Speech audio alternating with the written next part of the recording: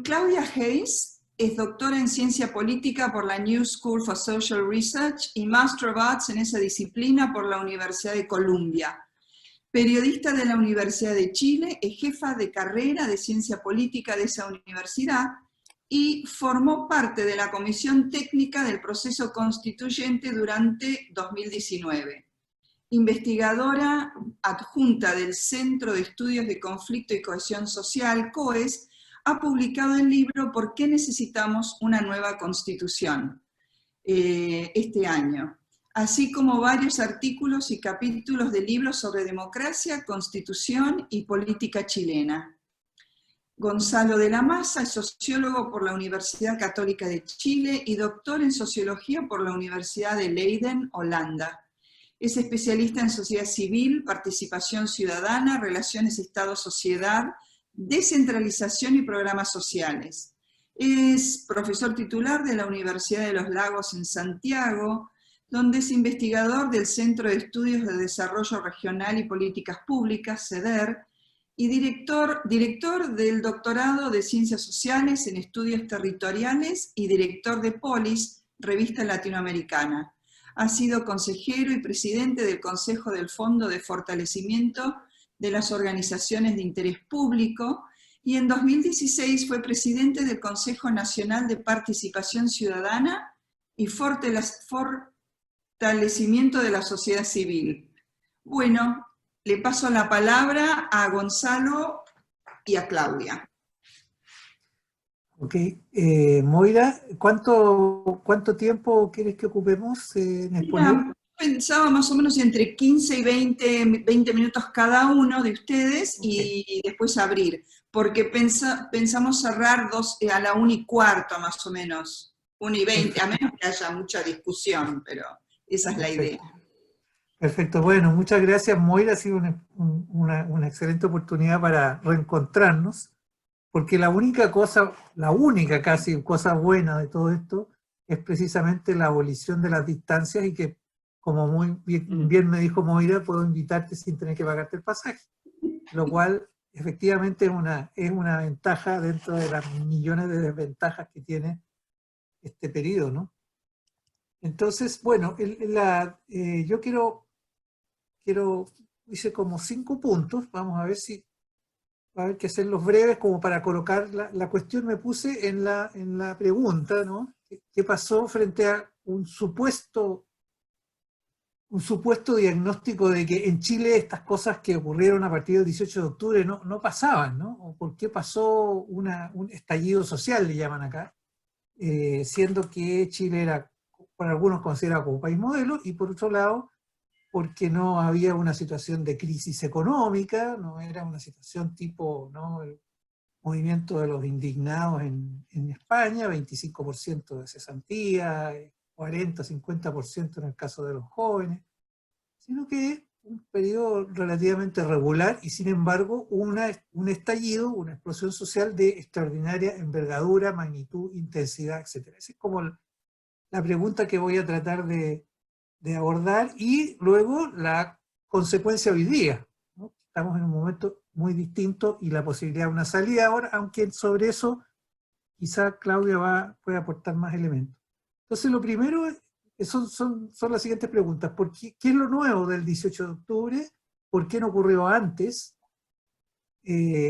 Un poco decir algo sobre las caras de la movilización, y eso quizá lo voy a tener que hacer breve, y ustedes me podrán decir si quieren más antecedentes, como la multiplicidad de eso que aparece tan unificado, y la reflexión más presente es lo que llamo el trauma de marzo y las nuevas crisis. Y finalmente, qué condiciones habrían para una salida constituyente a la crisis. Entonces, son muchos puntos, así que vamos a ver cómo lo hacemos. ¿Qué es lo nuevo? Entonces, ahí la pregunta es si es verdad que no había una conflictividad político-social en Chile, digamos, hasta qué punto Chile era un país, comillas, modelo en términos de gobernabilidad. Durante mucho tiempo en Chile el valor político más propuesto por la élite política era precisamente la estabilidad y la gobernabilidad, o sea, en términos de decir, bueno, aquí hay una situación estable, y ese acuerdo de los actores principales lleva a que las cosas funcionen incrementalmente, de manera muy pausada, pero evitando justamente grandes rupturas y produciendo una especie de crecimiento incremental de la economía, del desarrollo del país, etc. Y para eso se mostraban indicadores como la disminución de la pobreza, el incremento en el índice de desarrollo humano, y cosas de ese tipo, ¿no? Y un crecimiento económico, por supuesto. Entonces, al respecto, yo lo que quiero proponer es que, en realidad, lo que ha habido hasta ahora, que se rompe en parte el 18 de octubre, es un modelo de gobernabilidad que tiene como algunos pilares. Es un modelo de gobernabilidad que se instauró en el momento de las negociaciones entre la dictadura saliente y derrotada en el plebiscito de 1988, o sea, estamos hablando hace mucho tiempo atrás, ¿no? 30 y tantos años atrás, y las nuevas fuerzas que iban a instalarse en el gobierno a partir del año 90. Ese es un periodo que empieza un poco antes del plebiscito y se prolonga durante un año y medio. El plebiscito es en octubre del 88, en marzo del 90 se instala el nuevo gobierno, y durante ese tiempo se negocian algunos acuerdos políticos de una parte. El gobierno al mismo tiempo, la dictadura saliente, instala leyes que duran algunas hasta hoy, digamos, aprovecha de consolidar su modelo, y ese es un modelo que, digamos, en lo grueso está sustentado sobre la idea de un crecimiento económico permanente. O sea, yo siempre pensé que en realidad, más allá de la crítica que podía haber o el malestar que podía existir en la sociedad chilena, mientras durara el crecimiento económico, eso iba a proporcionar un sustento a este modelo. Y la verdad que no fue así, porque aún sin una crisis de crecimiento se produjo un estallido social. Bueno, un factor era crecimiento sobre la base del modelo neoliberal extractivista, o como le queramos llamar, no vamos a profundizar en eso, pero un modelo basado en la producción de recursos naturales, orientada al exterior, fuertemente desregulada y sustentada sobre el gran capital financiero, ¿no? Y 4 o 5 grupos económicos. Ese es un elemento. El segundo elemento era la estabilidad política, basada en una democracia de baja intensidad, dos grandes coaliciones que tendían a concentrar la fuerza, y el que no podía entrar ahí quedaba simplemente fuera del juego político, y eso produjo durante mucho tiempo, digamos, un cierto efecto. El tercer elemento era la continuidad constitucional, o sea, la Constitución por algo no se ha modificado realmente hasta hoy. Y el cuarto elemento era una política social activa, que era justamente la diferencia que hicieron los gobiernos de centro-izquierda sobre ya que no iban a modificar el sistema político y no iban a modificar el modelo económico, sí, y no iban a modificar la Constitución, no lo iban a cambiar, sí podían ejercer una acción sobre el mundo social, y eso sí fue importante. ¿Cuál es el punto? No es discutir tanto si es ese el modelo o no, sino que la hipótesis es, ese modelo tuvo durante un periodo una fase dinámica que produjo baja movilización, estabilidad política, crecimiento económico significativo, y luego ha tenido una fase, digamos, crítica, una fase de crisis que se prolonga ya hace bastante tiempo. Y eso se expresa en el incremento de la conflictividad, en el alejamiento de la actividad política, en el distanciamiento de la sociedad respecto de la política, que se expresa claramente en la disminución del electorado, de la gente que va a votar, y en una serie de otros elementos de desconfianza, crítica a la desigualdad, etc. Entonces, no voy a profundizar sobre eso, pero lo que quiero decir, el modelo de gobernabilidad todavía no se transforma realmente, tenemos la misma constitución, el sistema político se pluraliza un poco en la última etapa, pero el sistema económico sigue todavía sobre las mismas bases, pero las muestras de crisis son evidentes. Esa crisis no es nueva.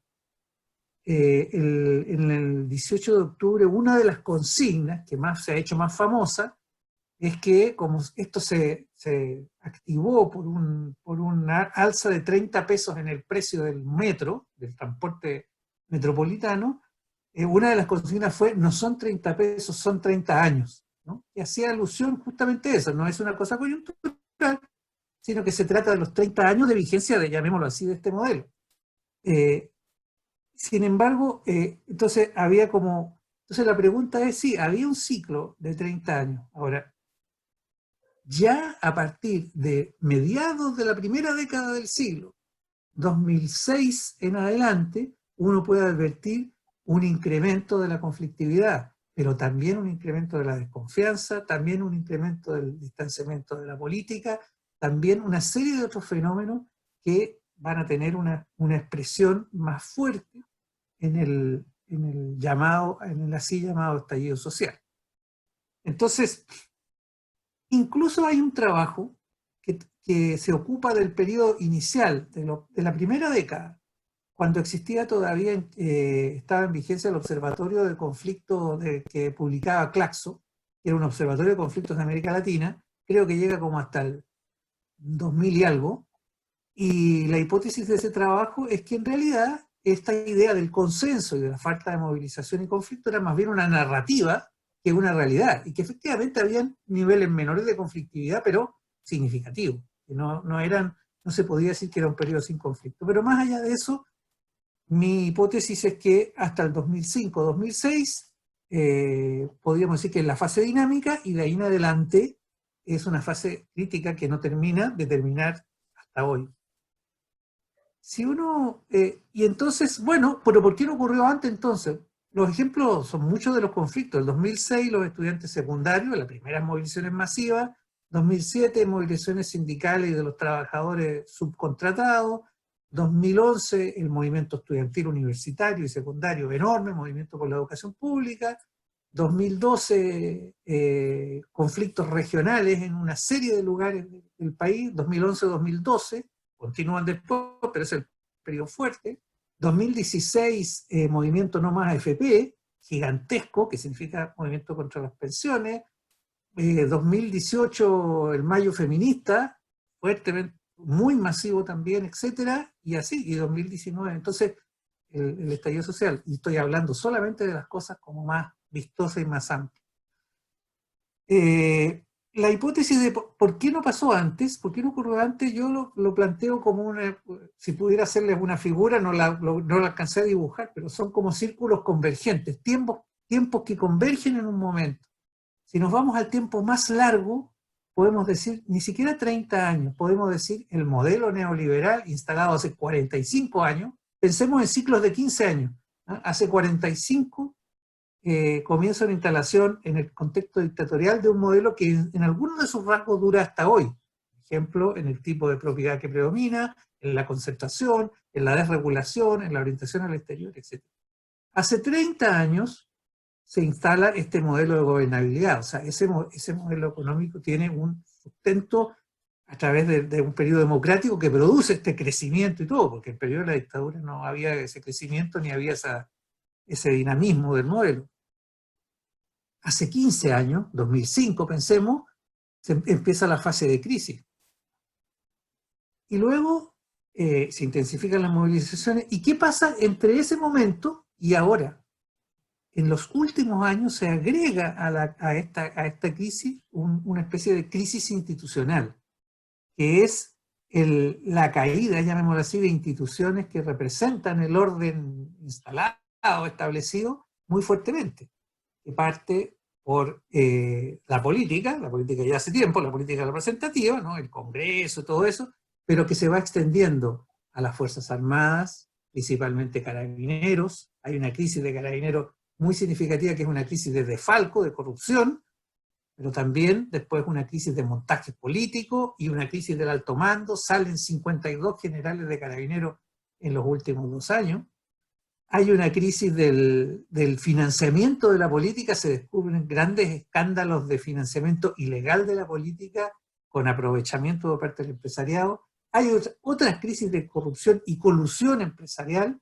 La imagen del gran empresariado cae así, pero significativamente en los últimos 5 o 6 años. son sucesivos los escándalos. Hay crisis de la Iglesia Católica, en un contexto de crisis como el del 18 de octubre, en Chile, en el Chile del pasado se hubiese llamado a la Iglesia Católica a instalar una mesa donde todos se pudieran sentar a conversar. Eso está totalmente desaparecido, no existe la Iglesia Católica para estos efectos. No me voy a detener en eso, pero lo que quiero decir, la justicia, hay, digamos, escándalos que salpican a la fiscalía, al sistema judicial, o sea, prácticamente no hay casi institución significativa en términos del ordenamiento jurídico y político chileno que no experimente una situación de crisis.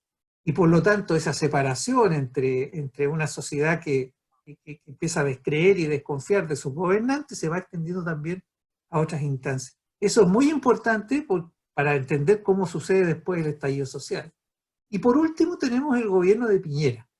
El gobierno de Piñera es digamos, el segundo gobierno de Piñera, que en marzo del 2018 asume con una alta votación, pero una alta votación dentro de una baja participación electoral. O sea, los que se van a movilizar el 18 de octubre mayoritariamente no participaron de la elección de Piñera. Entonces aparentemente hay como un contrasentido, porque uno dice, bueno, pero ¿cómo si Chile después de Bachelet 2 eligió a Piñera 2, ¿por qué ahora hay tanta oposición? Bueno, la verdad es que la gestión de, tal como le pasó la primera vez, la gestión política de Piñera es muy proclive a generar esta conflictividad, pero más allá de eso, en realidad, podemos decir, yo lo veo como tiempos convergentes que finalmente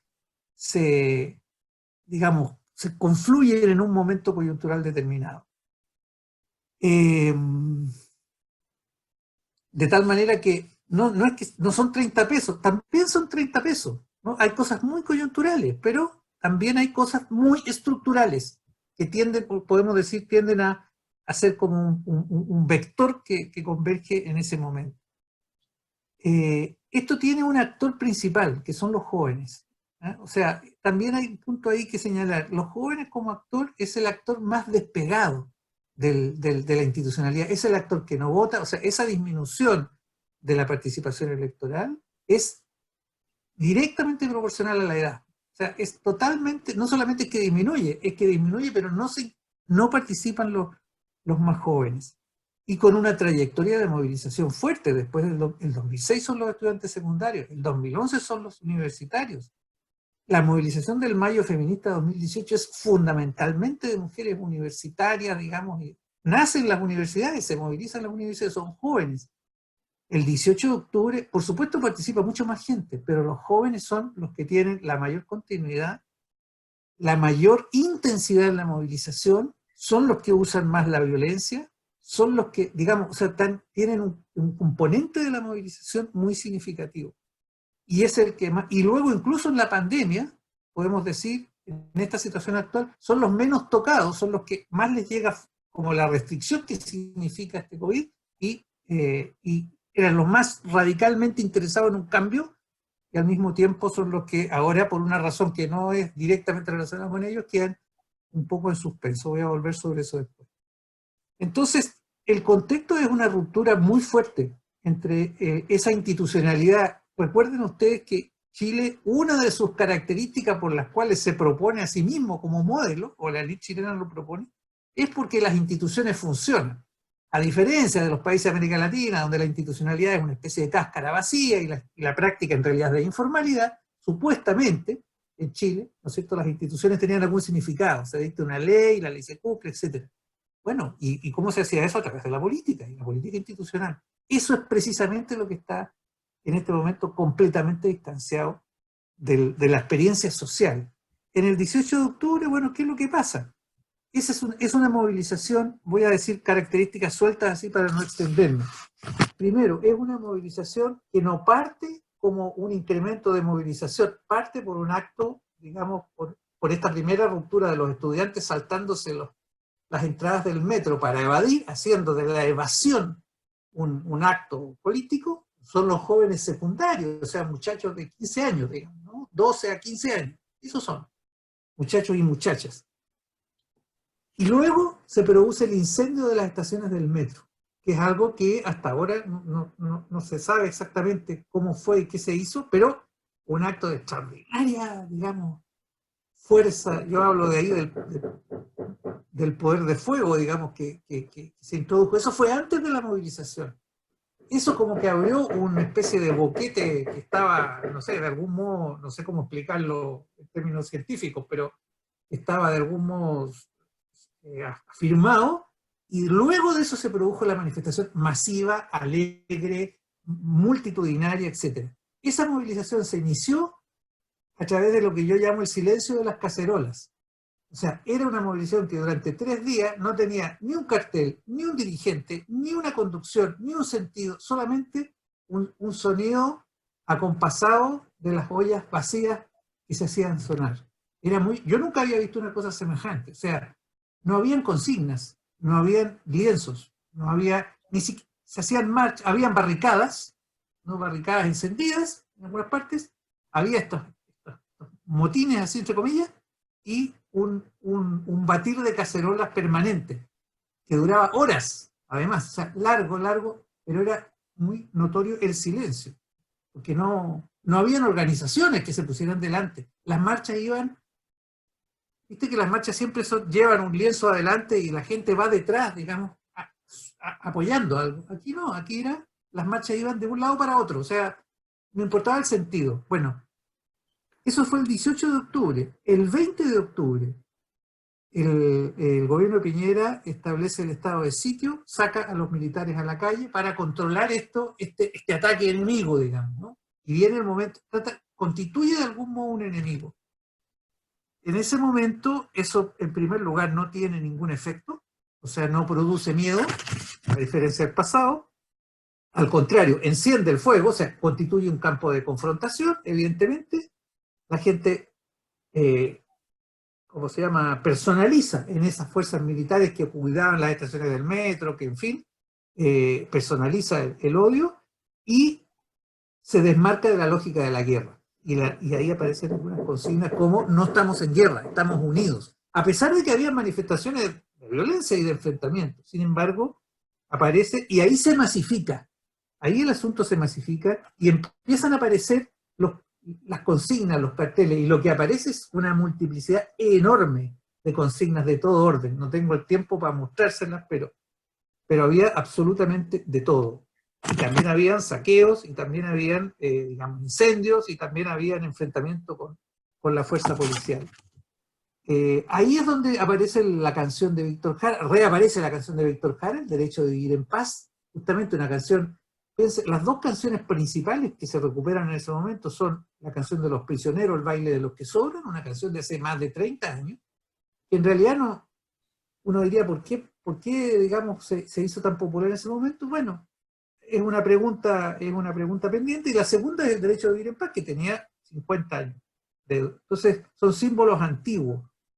Y lo más interesante es que en ese primer momento desaparece la confrontación social, o sea, claramente se produce una unidad, no hay opositores a la movilización, nadie dice esto está mal, esto lo hicieron los comunistas, nada, es como hasta en el barrio alto de Santiago se producen movilizaciones. Los motivos principales, aparece la desigualdad, el abuso, la consigna unificadora es la dignidad, se rebautiza la Plaza Italia o Baquedano como Plaza de la Dignidad, yo diría la dignidad y la desconfianza. Es un movimiento que no reconoce liderazgo, que no tiene detrás organizaciones. La manifestación más grande que se hizo, que fue como 1 millón de personas, no tuvo ningún partido político que la convocara, ninguna organización que la convocara, que se responsabilizara de ella, sino que fue, digamos, miles de pequeños grupos o una movilización de carácter más espontáneo. La consigna de los 30 pesos o los 30 años, o la idea de que esto es una movilización antineoliberal, a mi juicio no da cuenta de la movilización como tal. Un componente es ese, es uno de los componentes, pero también hay un componente que tiene que ver con la dignidad frente al abuso, ¿ah? O sea, la idea de que una serie de cosas, digamos, producen abuso y indignidad en las personas, y que además la élite es una movilización contra la élite. ¿no? Es como nosotros, el pueblo, enfrentados contra quiénes, bueno, contra los mismos de siempre que toman las decisiones y se aprovechan, digamos, de la situación. Nuevamente tenemos el tema de los jóvenes, que ponerlo en el centro. Los jóvenes son, digamos, expresan esos sentimientos fundamentalmente como rabia. Por supuesto es muy amplio decir los jóvenes, pero los enfrentan. Por ejemplo, hay todo un sector cuyo horizonte de lucha es el enfrentamiento con la policía, ¿no? La lucha directa contra la policía. Y en el imaginario, los pocos estudios que se han hecho de un poco qué es lo que había detrás, el imaginario era, si logramos echar a la policía, vamos a lograr echar a Piñera. Y esa era la meta, que se vaya Piñera, ¿no? El objeto era que se vaya Piñera, no era cambiar el modelo, era, digamos, entonces, ese es el primer momento. El segundo momento es el momento de los cabildos y las asambleas autoconvocadas. Es un movimiento muy fuerte que se produce en noviembre principalmente, muy gatillado por los alcaldes, ¿no? O sea, hay ahí el único actor político que va a ser importante después ahora, que interviene con una cierta legitimidad, son los alcaldes, que organizan además un plebiscito, como quien dice, autoconvocado para determinar si hay que llamar a un plebiscito constituyente. Eso produce una enorme participación, como 2,5 millones de personas. No todos los municipios participan, pero muchos sí, incluso municipios de derecha, digamos, que se unen a esta idea, y eso como que gatilla también que luego el 15 de noviembre se haga un acuerdo constitucional entre los principales partidos políticos, tanto de oposición como de gobierno, y que abre el camino constitucional. En ese momento aparece la demanda por una nueva constitución como unificadora. O sea, antes de eso estaba presente, pero les insisto, esto es una cosa que tiene mucho más amplitud que eso. Ese camino constitucional, y aquí voy a ir cerrando para dar paso a Claudia y a la conversación, ese camino constitucional es visto con desconfianza inicialmente por los manifestantes. O sea, las manifestaciones no cesan porque hay un acuerdo de los partidos políticos. Pero eso se convierte en ley, ahí Claudia puede hablar con detalle de cómo eso sucede, se hace una reforma constitucional, es decir, el sistema político reacciona con bastante rapidez. O sea, el 18 de octubre al 15 de noviembre, el 15 de noviembre parece que no hay mejor motivación que el miedo para los actores políticos, que hacen aquello que no habían estado dispuestos a hacer, digamos, en años y en décadas. Se logra ese acuerdo y eso se convierte rápidamente en una reforma constitucional, en una ley, y se establece un itinerario. Ese itinerario tenía el 26 de abril como el momento clave, que era cuando se iba a realizar el plebiscito. Todas las expectativas indicaban que iba a ganar el apruebo a una nueva constitución y que se iba a abrir paso a la creación de una asamblea constituyente o convención constitucional. El 8 y 9 de marzo se produce una movilización en torno al Día de la Mujer, enorme nuevamente. La movilización había descendido en el verano, ¿no? Fue más bien escaramuzas, qué sé yo, pero el 8 de marzo las mujeres se movilizan muy masivamente y era evidente que en ese momento se iba a empezar a caminar a una unificación de la movilización hacia el plebiscito, ¿no?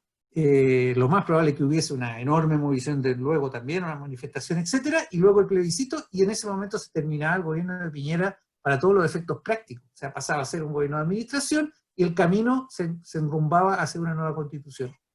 Eso se detiene traumáticamente, por eso hablo del trauma de marzo, sin que mediara ningún hecho propio de la política, por la aparición del COVID-19. Incluso era tal la desconfianza que al comienzo muchos movilizados pensaban de que esto era una estratagema del gobierno para evitar el plebiscito. No era una cosa global, sino que era como que nos están haciendo lesos una vez más. Bueno, el punto es entonces, imagínense una situación en la cual una hipermovilización que llevaba ya un tiempo largo, que tenía un camino concreto, que llegaba a digamos, tenía una salida política. A pesar de todo, su organización tenía una salida política, y eso se detiene rápidamente, recobra la iniciativa Piñera, el gobierno, que había bajado en su adhesión a las encuestas enormemente, estaba como en el 6%, algo así, recupera la iniciativa, es el único que puede hacer algo. A mi juicio pierde la oportunidad de crear un escenario distinto, de reunificación, de ampliación de su base para enfrentar la pandemia, etcétera, etcétera. Privilegia nuevamente un escenario de guerra. Estamos en guerra ahora contra un enemigo poderoso, etcétera, como dice Piñera, pero esta vez la pandemia, el COVID, y queda pendiente la pregunta de si acaso va a haber una salida constitucional constituyente o no, porque está como suspendida la crisis, es como un juego que había cuando yo era niño, que era 1, 2, 3, momia es, ¿no? Entonces, y uno se quedaba así suspendido, así estamos en este momento. Mi última reflexión es, ¿cuál es la condición para que la constituyente probablemente va a haber en algún momento plebiscito y camino constitucional? La pregunta es si ese camino constitucional ahora va a ser una respuesta a esta crisis que yo muy sucintamente le he presentado. Esa es la pregunta para mí, o sea, ¿cuáles son las condiciones sociales? Una primera es que la participación en el plebiscito sea alta. O sea, bien puede ser que en un contexto como este, el ir a votar a un plebiscito, supongamos, es el 25 de octubre, porque se postergó, digamos, si hubo un acuerdo para postergarlo por razón de esto, es el 25 de octubre, pero puede ser que en una situación como la que estamos, en plena crisis sanitaria, económica y social, ya sí crisis de ingreso ¿no? Bien puede ser que las personas simplemente no consideren que ir a votar por una nueva constitución sea el tema. O sea, es bastante contrasentido. Entonces, primero es eso. Segundo es si los jóvenes, que son nuevamente un actor clave aquí, van a participar o ven en ese plebiscito, en esa nueva constitución, una esperanza, algo que pueda resolver algo. Esa es una segunda pregunta. Una tercera es luego, bueno, ¿qué es lo que va a pasar si se hace y si tienen una cierta, cómo va a ser el funcionamiento de la Asamblea Constituyente? Y si esa Asamblea va a tener capacidad de instalar procesos participativos que le permitan construir esa legitimidad independientemente de cuánta gente vota en el plebiscito. Suponemos que hay un otro escenario posible y es que esto no ocurra, no suceda, bueno, eso sería mucho más dramático todavía. Yo estoy suponiendo de que eso va a ocurrir, pero igual queda la pregunta pendiente. Para esta sociedad chilena que se movilizó, que al mismo tiempo, una vez más, fue una movilización que no tuvo una continuidad en una salida política. Piensen que la presidenta Bachelet en su segundo gobierno encabezó un proceso de cabildo, convocó a un proceso de cabildos autoconvocados, etcétera, participaron como 200.000 personas y simplemente el proceso se desinfló. Iba a llevar a un cambio constitucional que no se produjo. Entonces, muchas veces ha ocurrido lo mismo, y esta vez, que supuestamente no iba a suceder, puede que suceda nuevamente lo mismo. Hay una serie de condiciones que tienen que cumplirse para que el día de mañana se genere ese espacio de deliberación constitucional que nunca ha ocurrido. En Chile nunca ha habido una asamblea constituyente, siempre han sido comisiones, en fin, y podría abrir paso a una reformulación de este modelo que ya tiene mucho tiempo, largo tiempo. También puede ser que no lo haga, que esa deliberación constituyente no entre donde tiene que entrar. Todo eso puede pasar. Lo voy a dejar hasta ahí para que abramos la conversación. Muchas gracias. Gracias, Gonzalo. Te escuchamos, Claudia.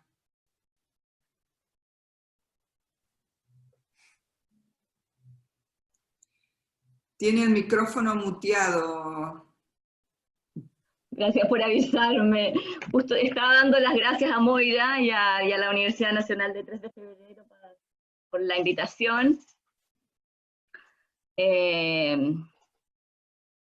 Bueno, la pregunta que se hacía en esta convocatoria era ¿qué pasó con este país modelo? ¿Verdad?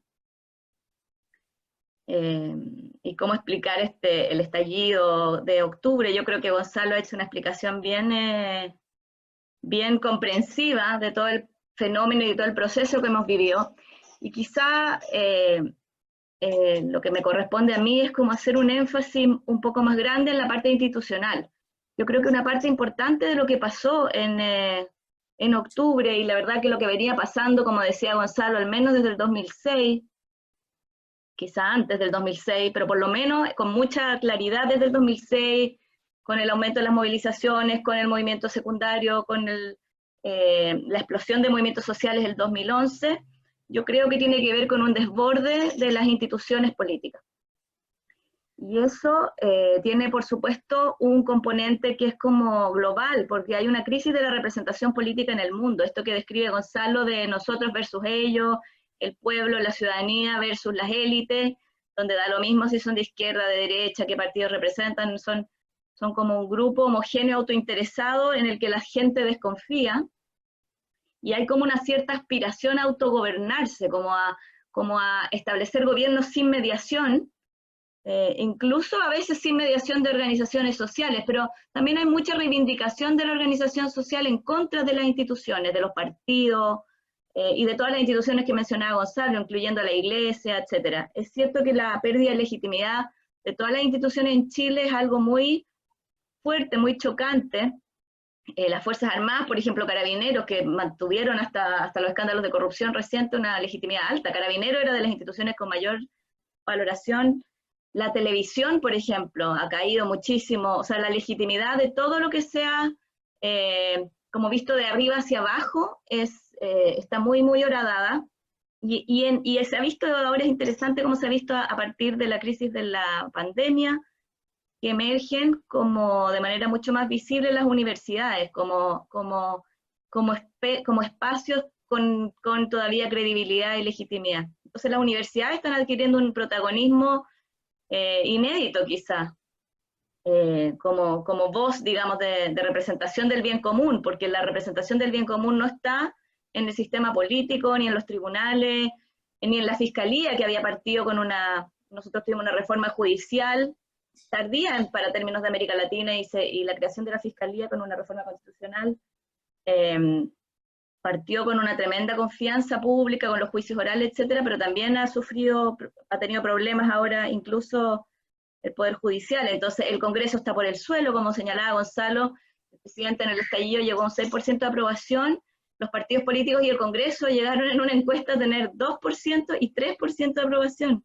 No me acuerdo si los partidos 2 y el Congreso 3 o viceversa, pero era, o sea, y yo creo que la movilización de octubre tiene un contenido fuerte antiinstitucional, y por eso que es tan complejo buscar una salida institucional a ese conflicto.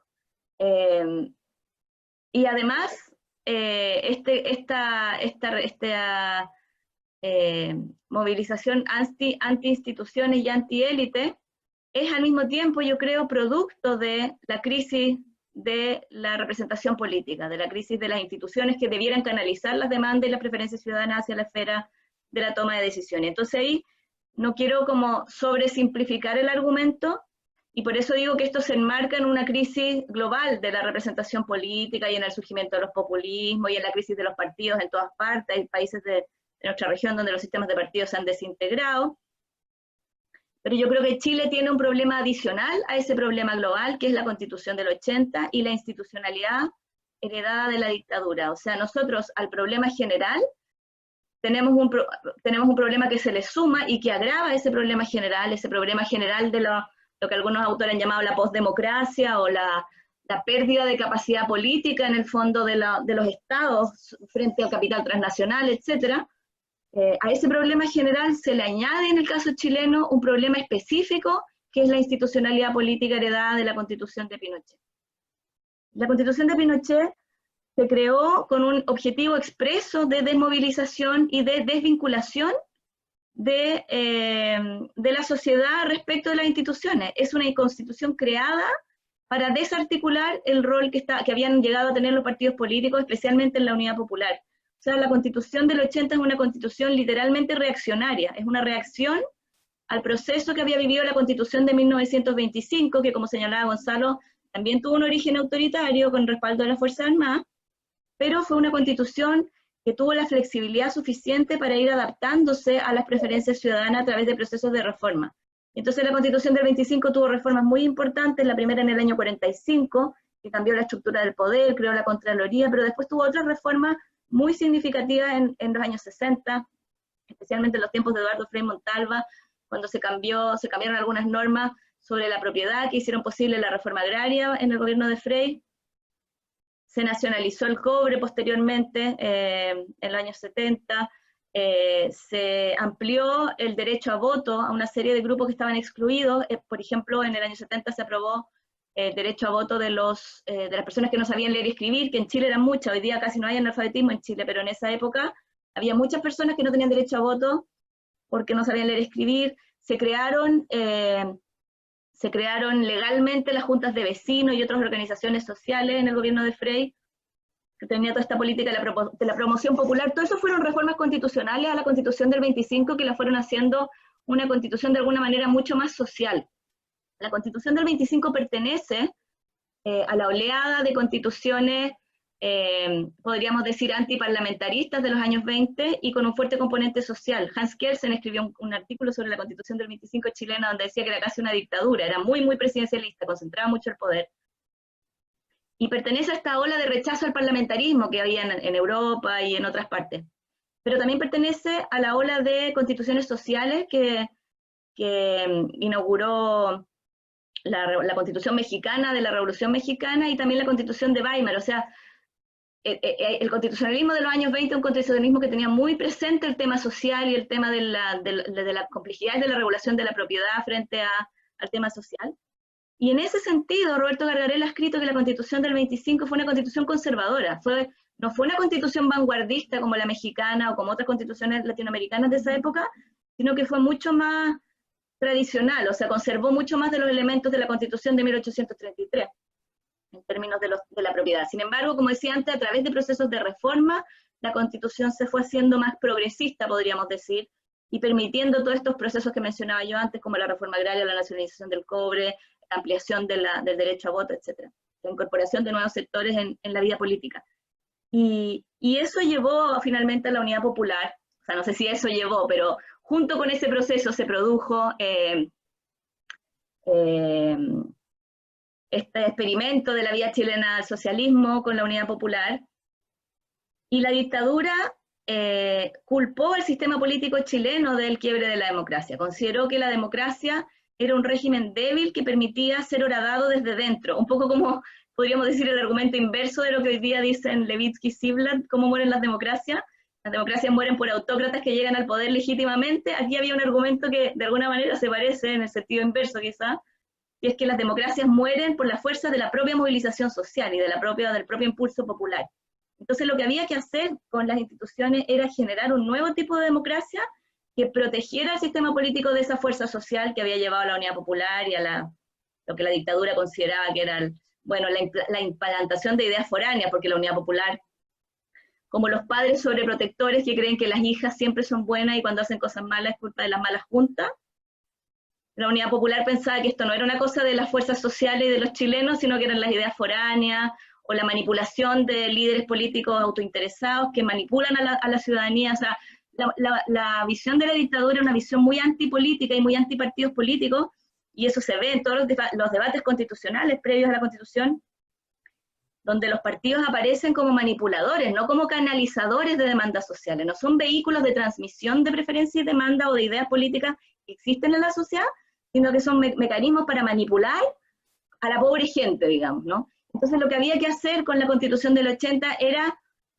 impedir esa manipulación, impedir esa corrupción del alma y de la nación chilena. Entonces una constitución, de la Constitución del 80, con un fuerte componente católico, de la versión más conservadora del catolicismo, con un componente autoritario muy importante, fuertemente nacionalista, una constitución de la Guerra Fría, muy anticomunista, pero además una constitución que establece esta idea de que el país tiene que ser preservado de los peligros de las propias fuerzas democráticas, y por eso se le ha llamado al modelo que trata de integrar Jaime Guzmán con la Constitución, que es el asesor jurídico de Pinochet, una democracia protegida o una democracia tutelada.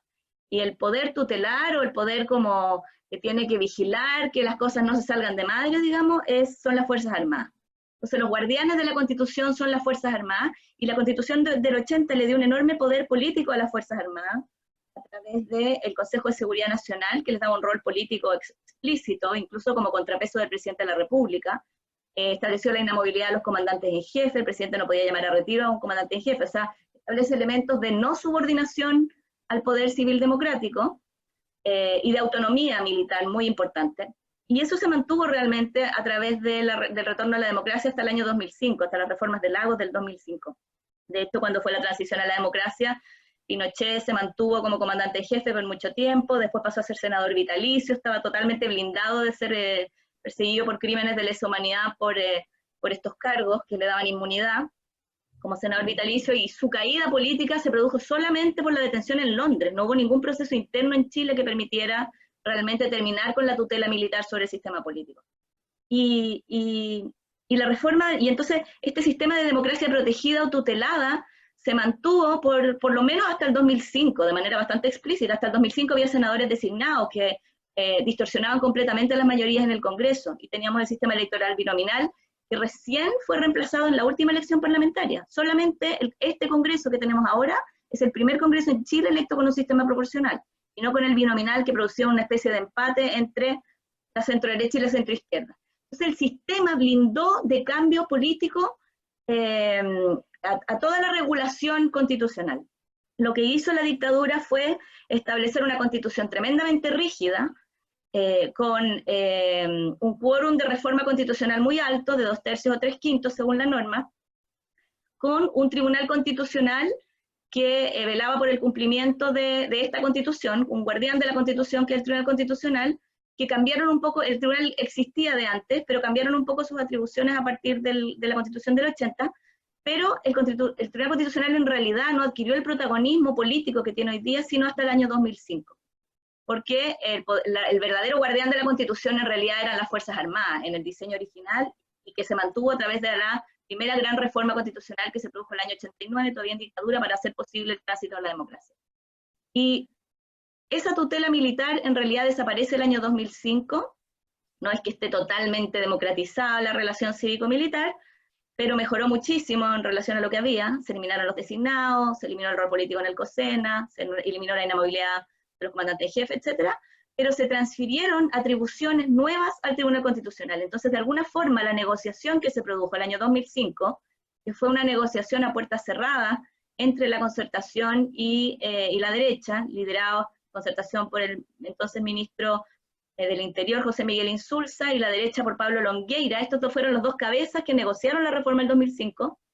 De alguna forma reemplazaron este rol tutelar sobre el sistema político, desplazándolo de las Fuerzas Armadas al Tribunal Constitucional. Y un Tribunal Constitucional tremendamente politizado, tremendamente binominalizado, o sea, con esta lógica de los equilibrios entre centro-izquierda y centro-derecha, donde los ministros del Tribunal Constitucional se cuotean, o sea, y además ese cuoteo ha tenido como un efecto perverso, podríamos decir, como resultado, que las personas que han sido electas al Tribunal Constitucional han sido personas de muy bajo nivel, de bajo nivel académico, de bajo nivel como abogado, algunas personas con conflicto explícito de intereses para ejercer como ministros del Tribunal Constitucional, y sin embargo no ha habido escrutinio en la designación de los miembros del tribunal porque son designaciones políticas. Entonces, cuando a una fuerza, la otra fuerza le presenta un candidato, lo aprueban sin ningún cuestionamiento, porque en espera del turno de que le toque a uno el candidato de uno. Entonces hoy día yo diría que el principal guardián de este sistema de democracia tutelada el Tribunal Constitucional se ha convertido en este guardián, no solo por la Constitución que defiende, sino también por la ampliación de sus prerrogativas, por la transferencia de prerrogativas que antes tenía la Corte Suprema al Tribunal Constitucional, que se le quitaron a la Corte Suprema. También ha habido roces entre la Corte Suprema y el Tribunal Constitucional, y también por el gran activismo que ha tenido el Tribunal Constitucional en debates políticos muy importantes, y por la poca deferencia al Poder Legislativo, porque hay atribuciones que antes tenía la Corte Suprema de control de constitucionalidad, pero que la Suprema siempre ejerció con mucha deferencia al Congreso. En cambio, este Tribunal Constitucional es un tribunal activista, que no tiene problema en deshacer una ley, por ejemplo, la ley del Servicio Nacional del Consumidor, que le dio facultades al Servicio Nacional del Consumidor para sancionar a empresas que violaran los derechos de los consumidores, y las propias empresas del retail recurrieron al Tribunal Constitucional para decir que eso violaba la Constitución. Aparentemente, efectivamente, el poder sancionatorio corresponde a los tribunales y no a este órgano, pero el Congreso, a través de una ley, le estaba dando atribuciones nuevas a este órgano, y el Tribunal Constitucional, a demanda de las empresas, lo declaró inconstitucional y eliminó la ley. O sea, una ley que ya estaba aprobada, sancionada, fue completamente eliminada del sistema jurídico por el Tribunal Constitucional. Y así como ese, ha habido muchos otros casos muy polémicos donde el tribunal se convierte en árbitro de debates políticos complejos, amplios, muy largos, y el Tribunal Constitucional llega y zanja como una tercera cámara. Quería decir, solamente para terminar, que lo que decía Gonzalo antes sobre esta fase dinámica y esta fase crítica, la fase dinámica de la estabilidad y la baja movilización que se produjo en los 90. En los 90 el símbolo de lo que pasaba en Chile era el Chino Ríos. No sé si se acuerdan de un tenista que fue el número 1 en el ranking ATP, se convirtió en un ídolo nacional, porque Chile siempre había sido muy malo para todos los deportes y de repente se empezó a poner bueno. Y el Chino Río es una persona, bueno, de capacidad intelectual bastante limitada, yo creo, un poco sociópata, y entonces el Chino Río salía en todas partes y decía, no estoy ni ahí, no estoy ni ahí, como no me importa nada, no me interesa nada. Y eso era como que los jóvenes en Chile no estaban ni ahí, a nadie le importaba nada. Algunos cientistas políticos, como por ejemplo Patricio Navia, decían que eso era bueno, que eso era una señal de salud del sistema político. Eso mostraba que la gente delegaba en sus gobernantes y en sus representantes la toma de decisiones.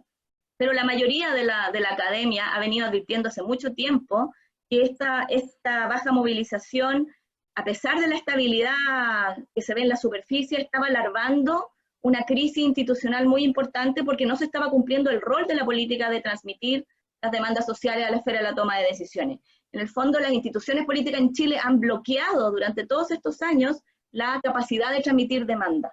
Y por eso esta fase crítica que Gonzalo llamaba de desafección o de desconfianza está vinculada a la fase dinámica. Es decir, es justamente la desmovilización, la privatización, lo que produjo esta desconfianza y esta desafección, y yo concuerdo con Gonzalo en que hay un componente generacional que es muy importante, y que es que hay una nueva generación que no tiene miedo y que no entiende por qué hay que aceptar que las cosas sean como son, sin cuestionar este nivel de desigualdad y de, en el fondo, mantener una situación que en lo macro se ve muy saludable y un país modelo, como se señalaba en el título, un país modelo en sus cifras macros, pero totalmente ineficaz para la calidad de vida de sus ciudadanos.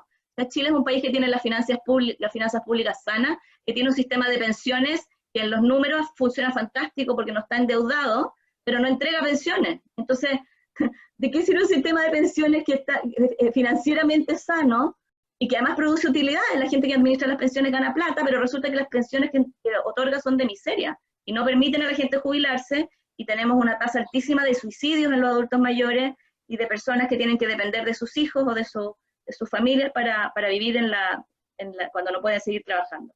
Entonces, la crisis del modelo en realidad se viene anunciando por lo menos desde los años 90. El libro de Tomás Mulián, Chile actual, la anatomía de un mito, de alguna manera como que le abrió los ojos a una generación intelectual que se había vuelto quizá un poco autocomplaciente y que de pronto vio en esta tesis del transformismo y de la profundización del modelo de mercado por la concertación una revelación, pero también se había venido anunciando en las propias élites políticas de la concertación, en la división que se produjo en el año 90 entre los que se llamaron los autocomplacientes y los autoflagelantes.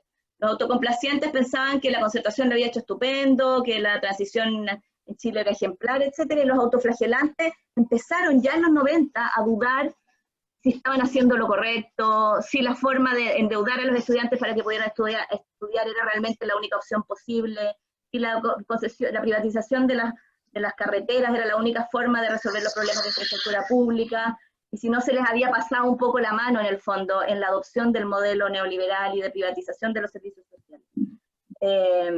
Bueno, esa crisis se ha venido agudizando. Chile no ha sido un oasis de paz en absoluto en las últimas décadas. El presidente Piñera, una semana antes del estallido, le dijo al Financial Times que Chile era un oasis de paz en una región convulsionada.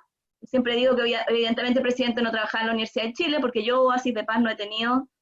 Desde que entré a la universidad en 2011, nunca hay un semestre tranquilo, tenemos amplísimas movilizaciones como Gonzalo, todo el tiempo hay una efervescencia social gigantesca, ha aparecido una enorme literatura sobre movimientos sociales en Chile en los últimos años, y finalmente esto llevó al estallido, a mi juicio, como una consecuencia bastante, no sé si predecible, pero no tan sorprendente. Tiene particularidades el estallido, no me quiero extender más porque ya he hablado mucho, pero quiero decir que fue el estallido lo que motivó el acuerdo político del 15 de noviembre y lo que llevó a, no sé qué hacer con este teléfono. Fue el estallido de octubre lo que llevó al sistema político a hacer el acuerdo del 15 de noviembre para el cambio constitucional, un cambio que se pudo haber hecho antes, como señalaba Gonzalo, cuando Bachelet trató de hacer un proceso constituyente. El propio sistema político no fue muy receptivo, no solo los que rechazan el cambio constitucional, sino también su propio sector político no consideró que el cambio constitucional fuera una prioridad.